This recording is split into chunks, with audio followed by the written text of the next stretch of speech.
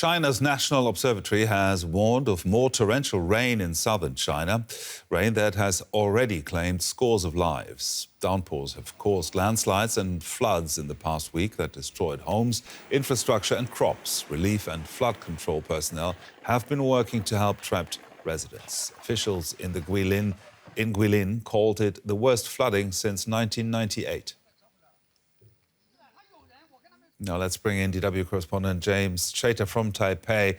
James, the flooding has been described as a once-in-a-century event. Can you tell us more about the scale of it? Yeah, well, simply put, more extreme weather is making these types of events more difficult for the authorities in China to manage. What we've seen over the past week really is many provinces across southern China being impacted by earlier than expected heavy rain. We also can expect in Hangzhou there's a potential that the death toll could rise there. This is a city in Guangdong province that has seen the majority of deaths, and there are concerns that in that province or in the province of Guangdong there are still people that are missing, predominantly in more remote areas.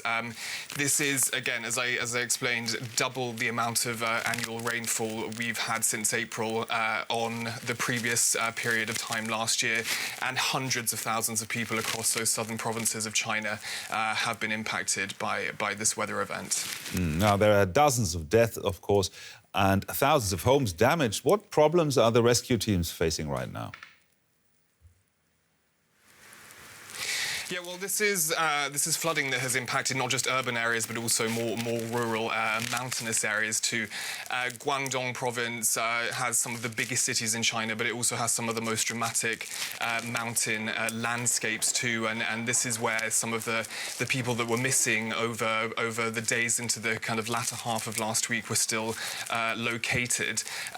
What's making the rescue efforts even more challenging, though, is that the inclement weather is simply continuing. We've seen a drop-off in the level of rain that's been hitting this part of China since the beginning of last week, but there is still heavy rain in this part of China, as well as high temperatures, and that's what's really the central focus for authorities now. There's a deep concern that in those parts of Guangdong province and also southern China, where there's still a lot of water simply left on the ground, that this could be where waterborne diseases could spike, and disinfection is actually what authorities now, moving into next week, are going to be looking to put a focus on as they continue rescue operations.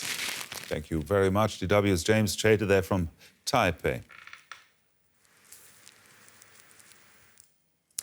Also in China, visiting German economy minister Robert Habeck has told his hosts that they are indispensable to achieving global climate goals. Chinese officials had told Habeck they were expanding coal production for security reasons. During visits to Beijing, Hangzhou and a BMW plant in Shanghai, Habeck acknowledged that efforts to curb global warming have been overshadowed recently, making cooperation with China even more important than ever. He said China must find a safe alternative to coal.